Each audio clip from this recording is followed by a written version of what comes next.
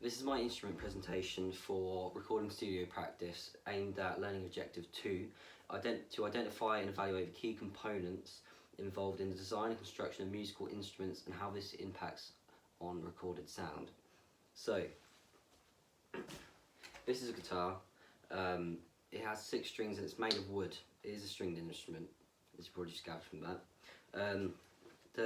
This guitar is made of mahogany, which is quite a heavy wood, and there's been large debate around whether the type of wood actually matters when it comes to the sound of the guitar.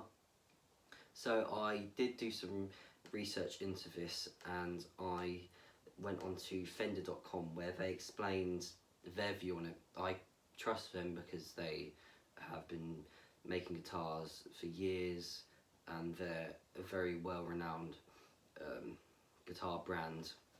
So I'd expect they'd put a lot of time and effort into research into guitars. So they say that generally heavy woods like mahogany resonate differently than medium bodied wood like alder and lighter wood like basswood. So basically they say that it does affect it. There's a different type of resonance, so I think it's something you need to consider when it comes to recording the guitar, just because the way it's made, the type of wood that they use. So, as I said, it's a stringed instrument. It's got 6 strings, and you play it by plucking, or most commonly using a pick, where you can strum, pluck, like so. Most common tuning is E standard, so that is E, A, D, G, B, E, or another common tuning is drop D, where the low E is dropped down to D.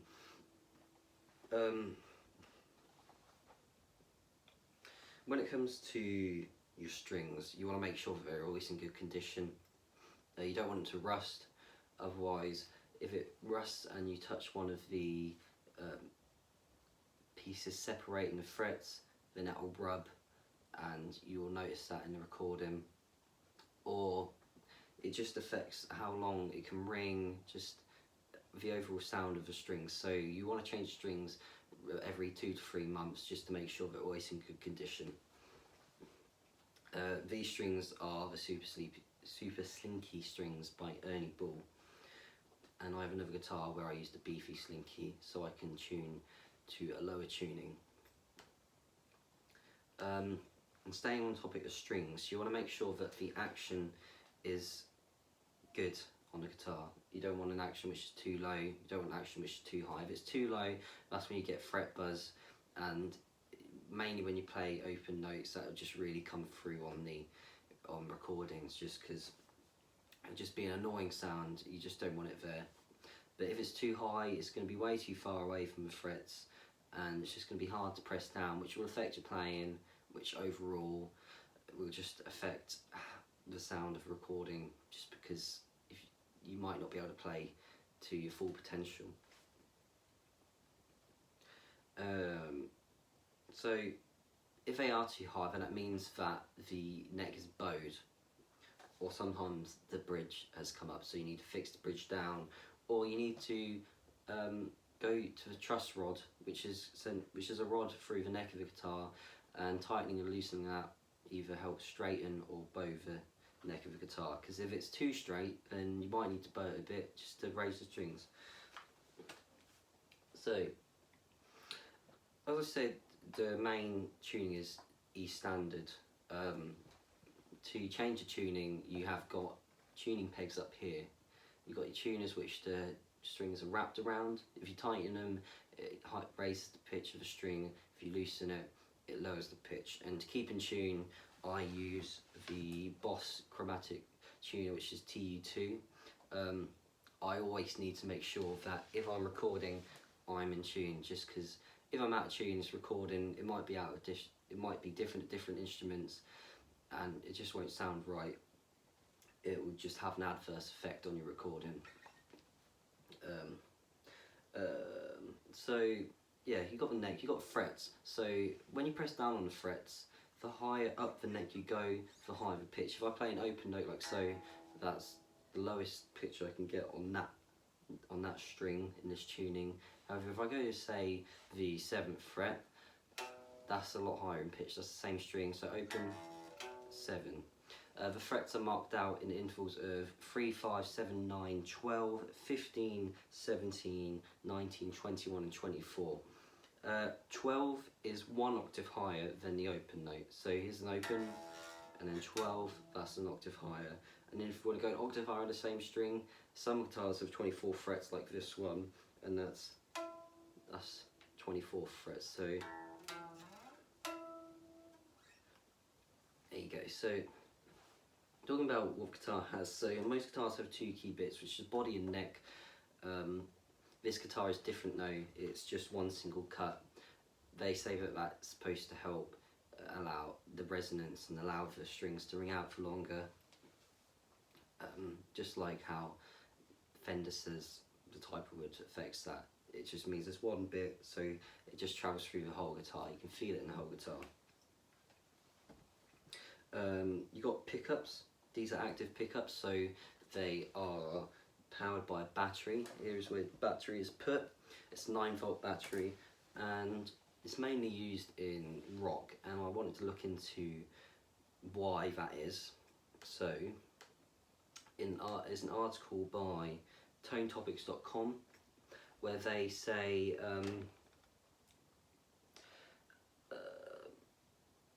active humbuckers are generally more favoured for metal as they are high output. And then later on they say passive pickups, on the other hand, cannot produce as much output but are known for being more versatile in tones compared to active pickups due to the increased frequency range. So basically, these are more well known and used for rock, just purely because they can handle more, because they've got more output in them. They just give more, you put more gain into them, but you can't get as many different tones out of them. So that's the one downside of it. I prefer active pickups just because I prefer playing rock.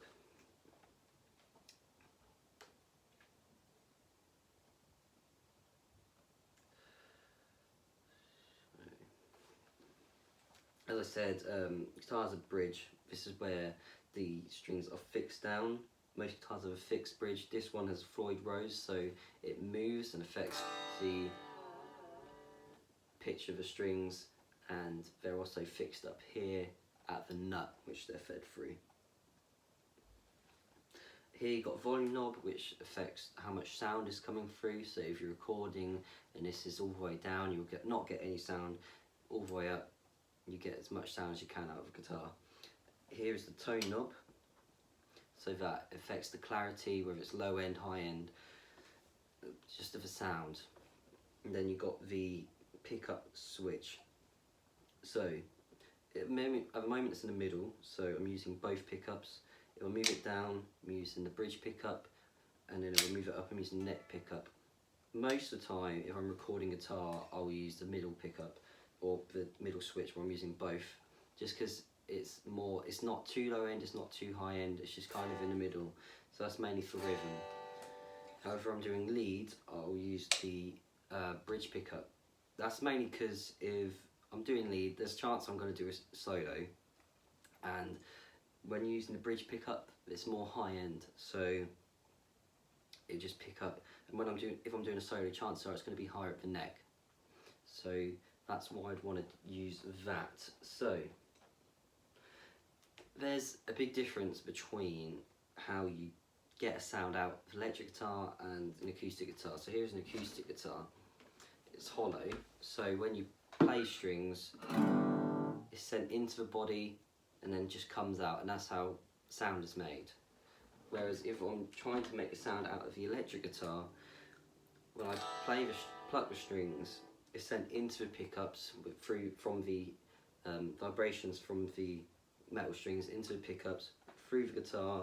Obviously it depends if you've got the volume knob up or down, goes through the switches and then out the input. And that is found, you have a guitar cable which goes into that. It fits in. That's a 1/4 inch jack cable, all guitars have it. or at least most guitars do, and then you go into your amp interface, and just that's how you'd record or get sound from an electric guitar. So so you really need to make sure that the guitar is in good condition, strings are nice, you make sure that the fretboard isn't rough, because if it's rough, then when you're bending strings, pressing down, that's going to come through when you're recording. You don't want that. And you need to make sure, if you have active pickups, you need to make sure you've got a fresh battery in, just because if there's not a fresh battery, then the clarity, there will not be enough clarity, and you won't get as much sound. I've had times where I haven't had a fresh battery in, and it just has not sounded right.